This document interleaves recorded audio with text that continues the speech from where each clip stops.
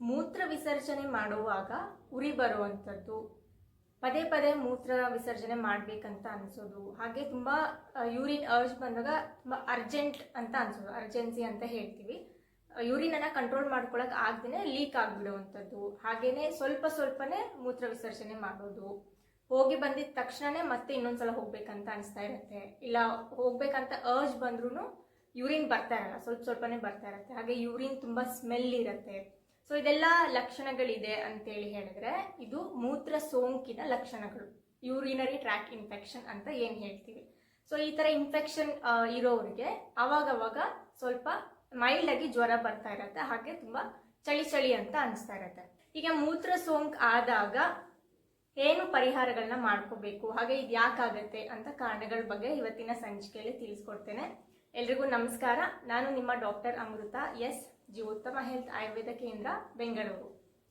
ಮೂತ್ರ ಸೋಂಕು ಬಂದ್ಬಿಟ್ಟು ಹೆಚ್ಚಾಗಿ ಆಗುವಂಥದ್ದು ಮಹಿಳೆಯರಲ್ಲಿ, ಹಂಗಂತ ಮೇಲ್ಸ್ ಅಲ್ಲಿ ಅಥವಾ ಪುರುಷರಲ್ಲಿ ಆಗೋದಿಲ್ಲ ಅಂತಲ್ಲ, ಕಂಪೇರ್ ಮಾಡಿಕೊಂಡ್ರೆ ಮಹಿಳೆಯರಲ್ಲೇನೆ ಇದು ಹೆಚ್ಚಾಗಿ ಆಗುವಂಥದ್ದು. ಯಾಕಂದ್ರೆ ಮಹಿಳೆಯರಲ್ಲಿ ಯುರೆತ್ರ ಅಂತ ಏನು ಹೇಳ್ತೀವಿ, ಮೂತ್ರದ ನಾಳ, ಅದು ಬಂದ್ಬಿಟ್ಟು ತುಂಬ ಶಾರ್ಟ್ ಇರತ್ತೆ ಲೆಂತ್ ಮೇಲ್ಸ್ಗೆ ಕಂಪೇರ್ ಮಾಡಿದ್ರೆ, ಹಾಗಾಗಿ ಅವ್ರಿಗೆ ತುಂಬ ಬೇಗನೆ ಇನ್ಫೆಕ್ಷನ್ಸ್ ಆಗುವಂಥ ಸಾಧ್ಯತೆ ಇರುತ್ತೆ. ಹಾಗೇನೆ ಈ ಮೂತ್ರ ಸೋಂಕು ಯೂಶಲಿ ಇದರಲ್ಲಿ ಏನು ಬ್ಯಾಕ್ಟೀರಿಯಾ ಇಂದ ಇದು ಆಗತ್ತೆ ಅದು ನಮ್ಮ ಇಂಟೆಸ್ಟೈನ್ಸ್ ಅಲ್ಲಿ ಇರುತ್ತೆ, ಅಥವಾ ನಾವು ಮಲ ವಿಸರ್ಜನೆ ಮಾಡುವಾಗ ಅದರಲ್ಲಿ ಇರುವಂಥ ಬ್ಯಾಕ್ಟೀರಿಯಾಸ್ಗಳು ಮೇಲ್ಗಡೆ ಬಂದ್ಬಿಟ್ಟು ಮೂತ್ರ ಮಾಡುವಂಥ ಜಾಗದಿಂದ ಮೂತ್ರಕೋಶದ ಅಥವಾ ಯುರಿನರಿ ಟ್ರ್ಯಾಕ್ ಸಿಸ್ಟಮ್ ಏನಿರುತ್ತೆ ಅಲ್ಲಿ ಎಂಟರ್ ಆಗಿಬಿಟ್ಟು ಇನ್ಫೆಕ್ಷನ್ ಅನ್ನ ಉಂಟು ಮಾಡುವಂಥದ್ದು.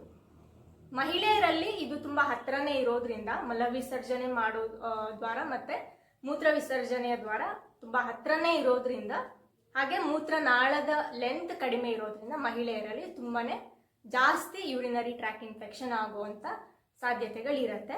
ಯಾರು ತುಂಬಾ ಕಡಿಮೆ ನೀರು ಕುಡಿತಾ ಇರ್ತಾರೆ, ಯೂರಿನ್ ಅರ್ಜ್ ಬಂದಾಗ ಅದನ್ನ ತಡೆಗಟ್ಟುವಂಥದ್ದು, ಸಪ್ರೆಸ್ ಮಾಡುವಂಥದ್ದು, ಅದನ್ನ ಮಾಡೋರಲ್ಲಿ, ಹಾಗೇನೆ ಯಾರಿಗೆ ಇಮ್ಯುನಿಟಿ ತುಂಬಾ ಕಡಿಮೆ ಇರುತ್ತೆ ಅವರಲ್ಲೇನೆ ಯೂರಿನರಿ ಟ್ರ್ಯಾಕ್ ಇನ್ಫೆಕ್ಷನ್ ಪದೇ ಆಗ್ತಾ ಇರುತ್ತೆ. ಹಾಗೆ ಅನ್ಹೈಜಿನಿಕ್ ಕಂಡೀಷನ್ಸ್ ಅಂತ ಹೇಳ್ತೀವಿ, ಈಗ ಪಬ್ಲಿಕ್ ಟಾಯ್ಲೆಟ್ಸ್ ಅನ್ನ ಯೂಸ್ ಮಾಡೋದಾಗ್ಲಿ ಅಥವಾ ವೆಸ್ಟರ್ನ್ ಕಮಾಟ್ಸ್ ಗಳನ್ನ ಯೂಸ್ ಮಾಡೋದ್ರಿಂದನೂ ಕೂಡ ಯೂರಿನರಿ ಟ್ರ್ಯಾಕ್ಟ್ ಇನ್ಫೆಕ್ಷನ್ಸ್ ಆಗುವಂತ ಸಾಧ್ಯತೆಗಳಿರುತ್ತೆ.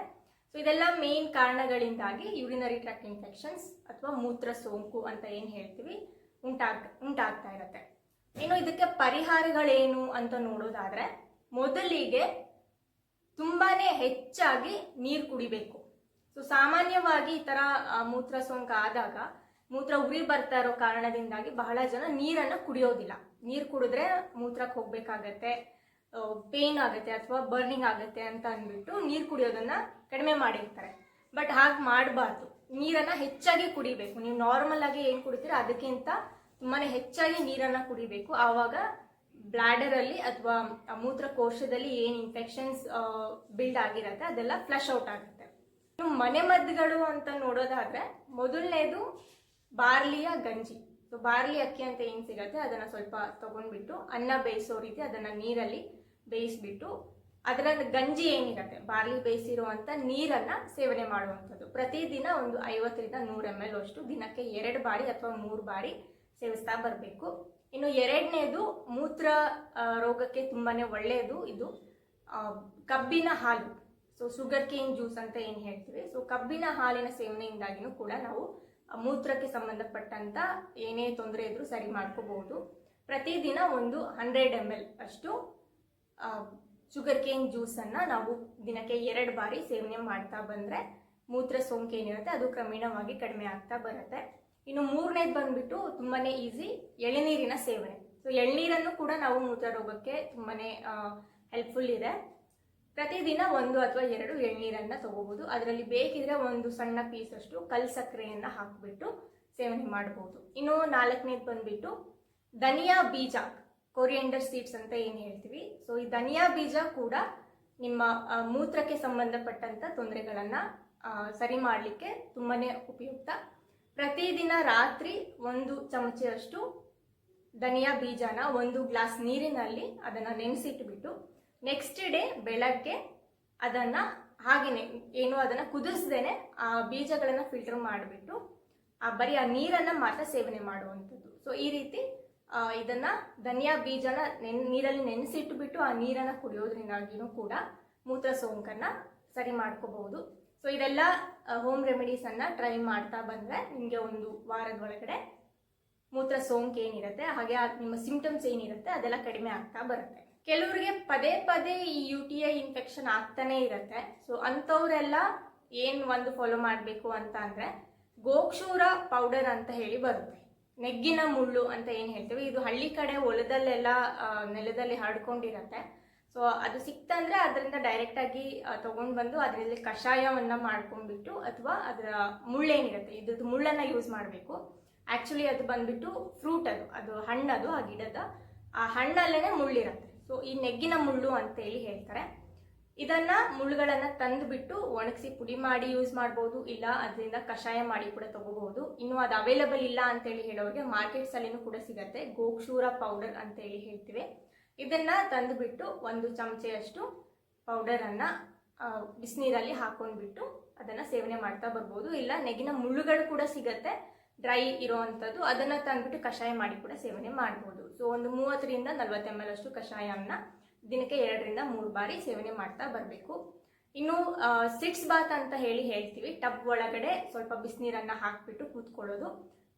ಈ ತರ UTI ಇನ್ಫೆಕ್ಷನ್ ಪದೇ ಪದೇ ಆಗ್ತಾ ಇದೆ ಅಂತ ಹೇಳಿ ಹೇಳಿದಾಗ ತ್ರಿಫಲ ಕಷಾಯ ಅಂತ ಹೇಳಿ ಹೇಳ್ತೀವಿ. ಸೊ ತ್ರಿಫಲ ಪೌಡರ್ ಕೂಡ ನಿಮ್ಗೆ ಸಿಗತ್ತೆ, ಅದನ್ನ ತಂದ್ಬಿಟ್ಟು ಅದರಲ್ಲಿ ಕಷಾಯ ಮಾಡಿ ಅದನ್ನ ಟಬ್ಬಲ್ಲಿ ಹಾಕ್ಬಿಟ್ಟು ಅದ್ರ ಒಳಗಡೆ ಕೂತ್ಕೊಳ್ಳುವಂಥದ್ದು. ಸೊ ಈ ರೀತಿ ಸಿಟ್ಸ್ ಬಾತ್ ಅನ್ನು ಕೂಡ ರೆಗ್ಯುಲರ್ ಆಗಿ ಮಾಡ್ತಾ ಬಂದ್ರೆ ನಿಮ್ಮ ಏನ್ ಇನ್ಫೆಕ್ಷನ್ ಇರುತ್ತೆ ಅದನ್ನ ಪ್ರಿವೆಂಟ್ ಮಾಡ್ಬೋದು, ಅಥವಾ ಇದೆ ಅಂದ್ರೂ ಕೂಡ ಅದನ್ನ ರಿಸಾಲ್ವ್ ಮಾಡೋದಕ್ಕೆ ಹೆಲ್ಪ್ ಆಗುತ್ತೆ.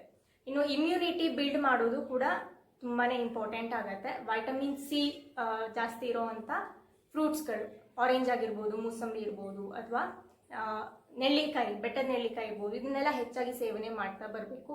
ಎಕ್ಸಸೈಸ್, ಪ್ರಾಣಾಯಾಮ ಅಂತೂ ಇರಲೇಬೇಕು. ಇದೆಲ್ಲ ಮಾಡ್ಕೊಂತ ಇಮ್ಯುನಿಟಿಯನ್ನ ಹೆಚ್ಚಿಗೆ ಮಾಡ್ಕೊಂತ ಬಂದ್ರೆ ಪದೇ ಪದೇ ಏನು UTI ಆಗ್ತಾ ಇರುತ್ತೆ ಅದನ್ನ ತಡೆಗಟ್ಟಬಹುದು. ಇದೆಲ್ಲದ್ರ ಜೊತೆ ಕೆಲವೊಂದು ಇಂಪಾರ್ಟೆಂಟ್ ವಿಚಾರ ನೀವು ಏನ್ ಗಮನ ಕೊಡಬೇಕು ಅಂತಂದ್ರೆ ಹೈಜಿನಿಕ್ ಪ್ರಾಕ್ಟೀಸಸ್ ಅನ್ನ ಫಾಲೋ ಮಾಡುವಂಥದ್ದು. ಸೊ ಇವಾಗ ಎಲ್ಲಿ ನೀವು ವಾಶ್ರೂಮ್ಗೆ ಹೋಗ್ತೀರಾ ಎಲ್ಲೇ ಅಂತ ಅಂದ್ರೂ ಹೋಗೋಕ್ಕಿಂತ ಮುಂಚೆ ಕೂಡ ಒಂದ್ಸಲ ಫ್ಲಶ್ ಮಾಡಿಬಿಟ್ಟು ಯೂಸ್ ಮಾಡಬೇಕು. ಹೋಗಿ ಬಂದ್ಮೇಲೂ ಕೂಡ ಫ್ಲಶ್ ಮಾಡಿ ಬರಬೇಕು. ಸೊ ಇದನ್ನ ಫಾಲೋ ಮಾಡಬೇಕು. ಹಾಗೇನೆ ಆದಷ್ಟು ಇಂಡಿಯನ್ ಟಾಯ್ಲೆಟ್ಸ್ ಅನ್ನ ಯೂಸ್ ಮಾಡಿದ್ರೆ ಸೇಫ್ ಇರುತ್ತೆ. ಆಗಿಲ್ಲ ಅಂತಂದ್ರೆ ಈ ಫ್ಲಶಿಂಗ್ ಮೆಥಡ್ ಏನಿದೆ ಬಿಫೋರ್ ಅಂಡ್ ಆಫ್ಟರ್ ಯೂಸಿಂಗ್ ಅದನ್ನ ಫಾಲೋ ಮಾಡಬಹುದು.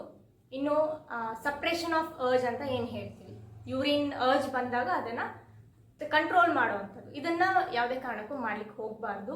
ಇದರಿಂದ ಮತ್ತಷ್ಟು ನಿಮ್ಗೆ ಸಮಸ್ಯೆಗಳು ಉಂಟಾಗುತ್ತೆ. ಯೂರಿನ್ ಇನ್ಫೆಕ್ಷನ್ ಆಗ್ಬೋದು, ಯೂರಿನ್ ಇನ್ಫೆಕ್ಷನ್ ಕ್ರಮೇಣವಾಗಿ ಅದರಿಂದ ಮತ್ತಷ್ಟು ಬೇರೆ ಸಮಸ್ಯೆಗಳು ಆಗ್ಬೋದು. ಕಿಡ್ನಿ ಸ್ಟೋನ್ಸ್ ಆಗುವಂಥ ಸಮಸ್ಯೆ ಇರುತ್ತೆ, ಅಥವಾ ಕಿಡ್ನಿಗೆ ಡ್ಯಾಮೇಜ್ ಆಗುವಂತಹ ಸಾಧ್ಯತೆಗಳು ಇರುತ್ತೆ. ಸೊ ಇದನ್ನೆಲ್ಲ ಅವಾಯ್ಡ್ ಮಾಡ್ಬೇಕಂದ್ರೆ ಮೇನ್ ಆಗಿ ಸಪ್ರೆಷನ್ ಆಫ್ ಅರ್ಜ್, ಯೂರಿನ್ ಅನ್ನ ಕಂಟ್ರೋಲ್ ಮಾಡೋದನ್ನ ಬಿಡಬೇಕು.